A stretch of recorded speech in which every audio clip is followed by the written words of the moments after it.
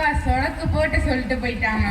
அடுத்து நெகாஸ்மி அக்காவுக்கு நீங்க என்ன சொடக்கு போட்டு சொல்றீங்க, நாங்களாம் நிமிஷத்துல சொல்லிட்டு போயிடுவாங்க அப்படின்னு சொல்றதுக்காண்டி சரவண பவதாரணி அக்கா மதுரையில இருந்து வருகை தந்திருக்காங்க. வாங்க.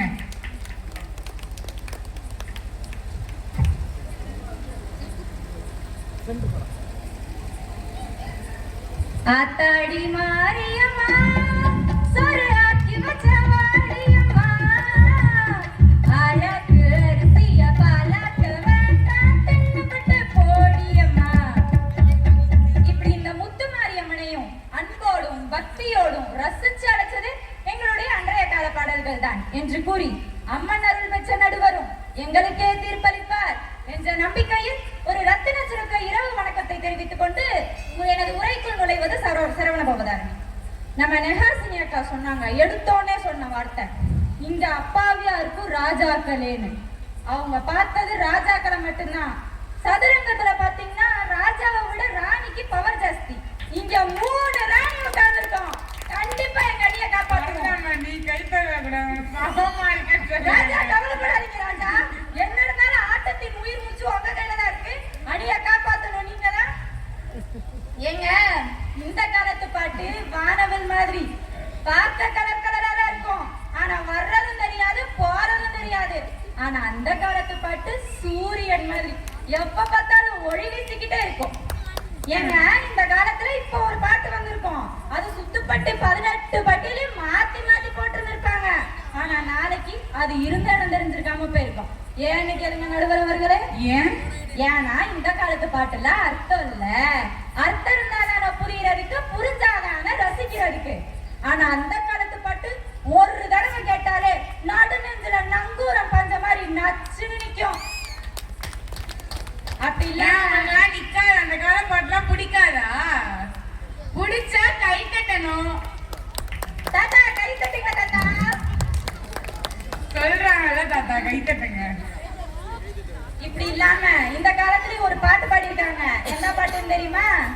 Why this Kolaveri Kolaveri Kolaveri D.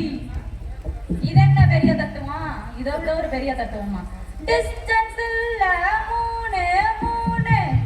3 colour white background night colour black.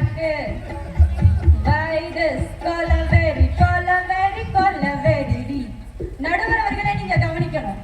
அங்க ஒரு அண்ணன் இங்க பாட்டு பாடும்போது காதுல கை வச்சாரு. அப்ப நீங்க யோசிச்சீங்கன்னா இது எவ்வளவு பெரிய கோடரமான பாட்டா இருக்குன்னு. அந்த பாட்டு சொல்லுவாங்க, உங்க வாய்ஸ்ல கேளுங்க. அதெல்லாம் இல்ல, எங்கிட்ட இருந்தாலும் பாட்டு தான் கை வச்சீங்க. ஆனா எங்க காலத்துல எப்ப தெரியுமா? 1964லயே. நீங்க எனக்கு பாட்டியா? எங்க காலத்துல அந்த பழைய பாட்டு காலத்துல அப்போ ஒரு பாட்டு பாடியிருக்காங்க. என்ன பாட்டு தெரியுமா? சிந்தித்து பார்த்து செய்கைய மாத்து, சிறுசா இருக்கைய திருத்திக்கோ, தவறு சிறுசா இருக்கைய திருத்திக்கோ, தெரிஞ்சு தெரியாம நடந்திருந்தா அது திரும்பவும் வராம பார்த்துக்கோ, திருடாதே பாப்பா திருடாதே. இதை இன்னைக்கு கேட்டாலும் உழைச்சு சம்பாதிக்கணும் அப்படின்ற எண்ணம் தானே எல்லாத்தையும் கொடுத்திருக்கு. அங்க பாருங்க, கை தட்டுறாங்க கை தட்டுறாங்க கை தட்டுறாங்க. இவங்க கேட்டு வாங்கினாங்க, நாங்க கேட்காம வாங்குறோம். அப்புறம் வானம் பார்த்து விவசாயம் பண்ற நம்ம முள்ளக்குறிச்சி வந்து இந்த பாட்டை ரசிக்காம இருப்பாங்களா? மகாராசி படத்துல மருதகாசி ஐயா பாடிருப்பாரு பாருங்க. மனப்பாற மாடி கட்டி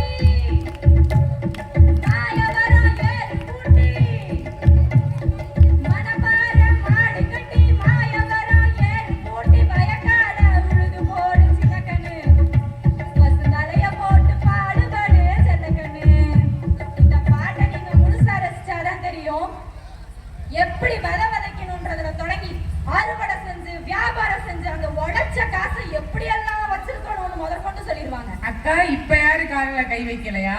இல்ல இப்ப கை வைக்கல, எல்லாரும் கை தட்டிட்டாங்க பாருங்க. எப்படி வியாபாரம் பார்க்கணும் தெரியுமா? கொதிகை ஏத்தி வண்டியில பொள்ளாச்சி சந்தையில விருதுநகர் வியாபாரிக்கு சின்ன கண்ணு, நீயும் வித்து போட்டு பணத்தை என்ன சின்ன கண்ணு. விருது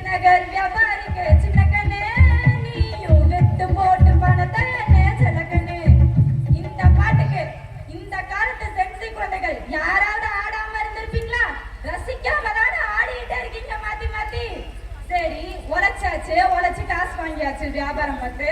அந்த வியாபாரம் உழைச்சு சம்பாதிச்ச காசை எப்படி வச்சிருக்கணும் தெரியுமா?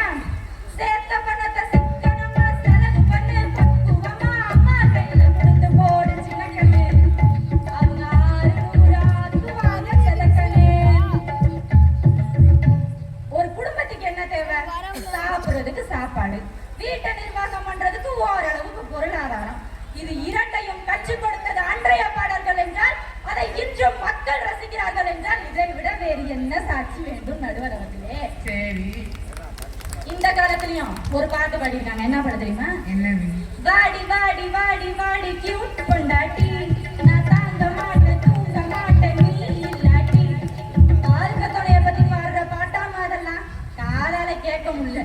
நாங்கள் என்ன பண்ணோம்? கல்யாண வயசுல இருக்க இளசுகளுக்கும் சரி, கல்யாணமானவங்களுக்கும் சரி, இந்த பாட்டை கேட்டா துள்ளாத மனசும் துள்ளத்தான் செய்யும். புது புது அர்த்தங்கள் படத்துல இருந்து. வாலிபங்கள் ஓடும் வயதாக கூடும் ஆனாலும் அன்பு மாறாதது. மாலையிடும் சொந்தம் முடி போட்ட பந்தம் பிரிவென்றும் சொல்லே அறியாதது. அழகான மனைவி அன்பான துணைவி அமைதாலே பேரின்பமே. மடி மீது துயில சரசங்கள் பொய்ய மோகங்கள் ஆரம்பமே. சரவண பவதாமிக்கா விசிறவும் மறக்குது. அந்த காலத்து பாட்டோட மகிமை அதெல்லாம். எனக்கு தெரிஞ்ச உங்க வாய்ஸோட மகிமை நினைக்கிறேன். ஐயோ, இந்த குரலுக்கா?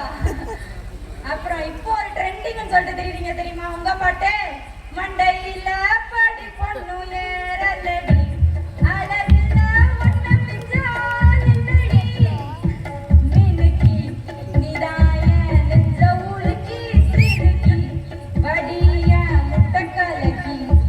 அது என்னங்க உங்களுக்கு ரசனை? பொம்பளை பிள்ளையும் முட்டை கலக்கியும் கம்பேர் பண்ணி சொல்றீங்க. நடுவர் அவர்களே, நீங்க இதை கேட்கணும். நம்ம எல்லாம் பெண் பிள்ளைகள், நம்மள தரக்குறைவா பேசுற ஒரு பாடலை நம்ம அங்கீகரிக்கவே கூடாது. முட்டை கலக்கிய ஃபேவரட் முட்டுங்க. பரவாயில்ல நடுவர் அவர்களே, என்ன பாரதி கண்ட புதுமை பெண் இப்படி முட்டை கலக்கி அடிமையாகலாமா? தரக்குறைவா பேசப்படுற பாடலை நம்ம கேட்கவே கூடாது. ஆனா இந்த காலத்துல இததான ரசிச்சுட்டு இருக்கீங்க. கேலியும் கிண்டாலும் இருக்க வேண்டியதான். அதுக்குன்னு ஒரு நியாய தர்மம் வேணா? எங்க ஐயா காலத்துல தான் பாட்டு பண்ணாங்க. ஒரு தலைமுறை 2 தலைமுறை இல்ல, 3வது தலைமுறையா இன்னைக்கு இந்த பாட்டுக்கா அடிச்சுக்க ஒரு பாட்டு இல்ல. என்ன பாட்டு தெரியுமா? சித்தாட கட்டிக்கிட்டு சிங்காரம் பண்ணிக்கிட்டு மத்தாப்பு சுந்தரி முருகி மயிலாக வந்தானா. இதுக்கு கதாநாயகர் எதிர்பாட்டு பாடுவாரு. முத்தாத அரும்பெடுத்து மொடனில சரந்தொடுத்து சித்தார கல்விகளுக்கு முத்தாரம் போட்டானா. அது என்னங்க முத்தாத அரும்பெடுத்து அப்படின்னா என்ன பொருள்? மலர்ந்தும் மலராத பூவினுடைய நிலை இருக்கு பாத்தீங்களா? அது பார்க்க ரொம்ப அழகா இருக்கும். அந்த மாதிரி பூவா எடுத்து மொட நீளத்துக்கு மாலையா தொடுத்து சித்தார கல்விகளுக்குல முத்தாரம் போடணுமா? நடுவர் அவர்களே கேளுங்க, இது வானம் இப்படி சொன்னா நல்லா இருக்கா? இந்த கருநீல வானம் தொட முடியாத தூரத்துல எவ்வளவு அழகா இருக்கு. நீ எப்படி சொன்னா அழகா இருக்குக்கா. ஆனா எனக்கு வந்து 2வது சொன்னதான் நல்லா இருக்கு. என்னப்பா அணியினர் 2வது ஏங்க சொன்னதா? அந்த மட்டும் கேக்குறீங்க? இந்த ரெண்டாவது சொன்னதா? அதாவது நம்மள ரசிக்க வைக்கிறது என்னன்னா உவமைகள். அப்படி இந்த பாடல்ல எத்தனை உவமைகளை கொட்டிருக்காங்க தெரியுமா? சித்தாட கட்டிக்கிட்டு சிங்காரம் பண்ணிக்கிட்டு மத்தாப்பு சுந்தரி ஒருத்தி மயிலாக வந்தாங்க. இதனாலதான் இந்த பாட்டை இன்னைக்கு வரை ரசிச்சுட்டு இருக்காங்க. இதுல இன்னொரு வரி ஒண்ணு வரும். அஞ்சாத சிங்கம் போல வீரம் உள்ளவனா, யானை வந்தாலும் வந்தாடி ஜெயிக்க வந்தவனா, அந்த முண்டாசுக்காரன் கொஞ்சம் முன்கோபியா, அந்த முண்டாசுக்காரன் கொஞ்சம் முன்கோபி. ஆனாலும் பெண் என்றால் அவன் அஞ்சி கெஞ்சி நிற்பானா. சித்தாட கட்டிக்கிட்டு சிங்காரம் பண்ணிக்கிட்டு மத்தாப்பு சுந்தரி ஒரு மயிலாக வந்தாதான். எவ்வளவு அருமையான பாடல். நடுவர் அவர்களே, நட்புன்றது மலரும் பொழுது எவ்வளவு ஆனந்தத்தை அளிக்குதோ அதே மாதிரி பிரியும் போது வேதனையும் அளிக்கும். ஆமா. அதுவும் பள்ளி கல்லூரியில இருந்து பிரிஞ்சு போனா மனசு அங்க போகணும் அலப்பாயும். அப்படி இன்னைக்கு வரையும் பள்ளி கல்லூரியில பிரிஞ்சு போனவங்களுக்காண்டி போடப்பட்டிருக்க ஒரே பாடல் அன்றைய கால பாடல் தான். என்னது? பள்ளி கல்லூரியில புரிஞ்சு போனவங்களுக்காண்டி பாடப்பட்ட பாடல். அது என்ன பாடல் தெரியுமா?